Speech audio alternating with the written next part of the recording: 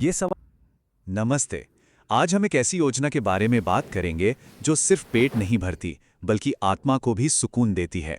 ये कहानी है 5 रुपए की अटल कैंटीन की।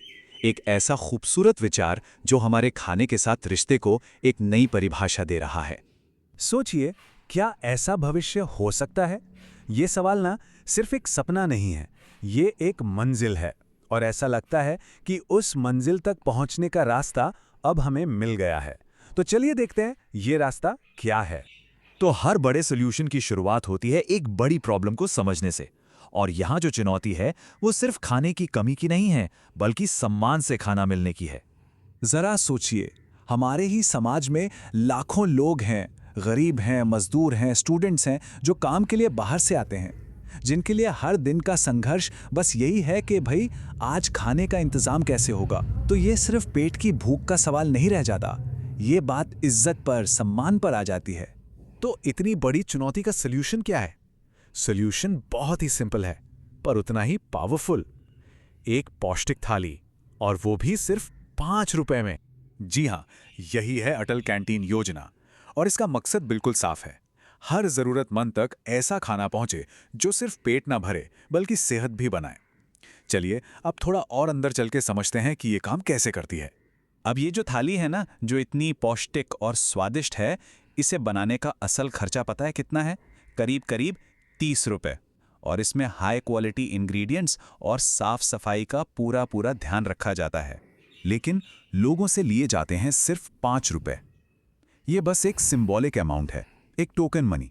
बाकी का जो भी खर्च है वो सरकार देती है, ताकि किसी पर कोई भी आर्थिक बोझ ना पड़े। तो सवाल उठता है कि इस 5 रुपए की थाली में आखिर है क्या?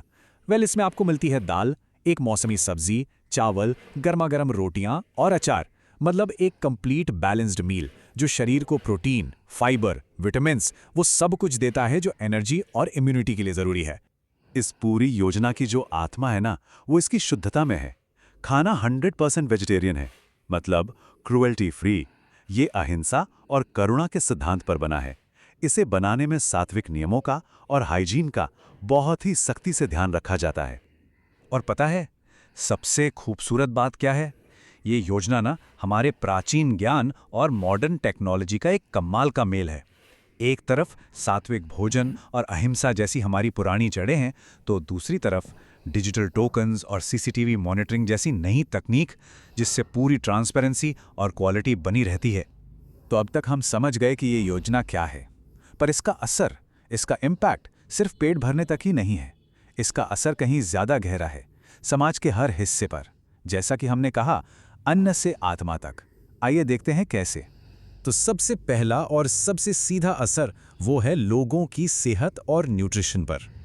ये थाली सिर्फ खाना नहीं है, ये तो एक न्यूट्रिशन का पावर हाउस है। सोचिए, प्रोटीन, फाइबर, आयरन, कैल्शियम और तो और vitamin A, C, D, E, B12 सब कुछ इसमें है।